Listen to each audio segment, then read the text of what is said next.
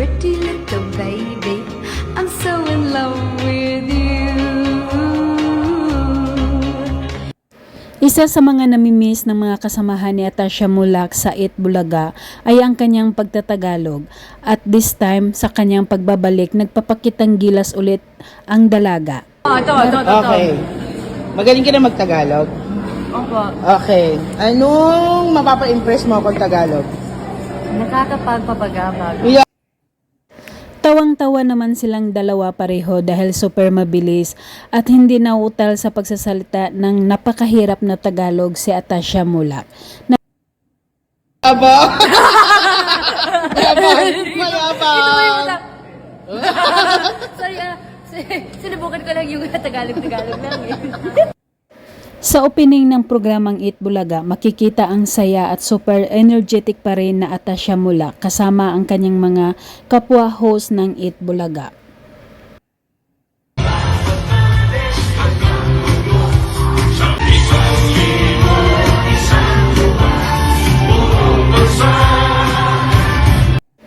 Nagkasundo naman sina Karen, Atasha, Raisa May at Miles Ocampo na turuan si Joey De Leon ng isang step ng sayaw.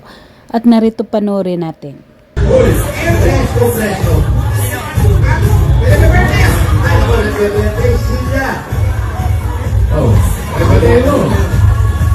At hindi naman nakalagpas si Bossing Vic Soto sa kakulitan ni Atasha Mulak.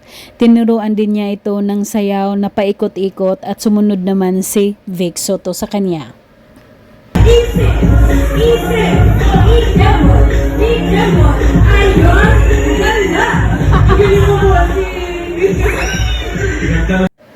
Tumayo sa gitna ng stage si Atasha Mulak at bumirit ito sa pagkanta. Ikinamangha ng kanyang mga kasamahan dahil super seryoso itong kumanta at talaga naman napakakulit nito. Hindi ko alam itong magandang kanta.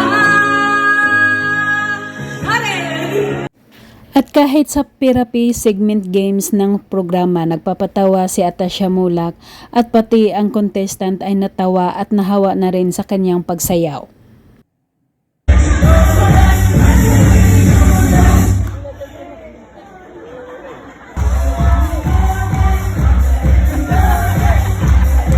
Sa ibang ganap naman ni Atasha Mulak, pinagkaguluhan siya ng kanyang mga fans na nagabang sa kanya sa pagpasok niya sa isang gusali at sinuklian naman ito ng magandang ngiti ng dalaga.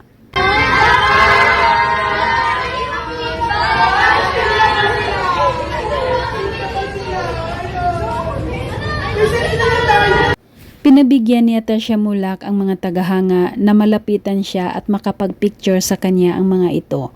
Makikita ang kabaitan ng dalaga pagdating sa kanyang mga tagahanga.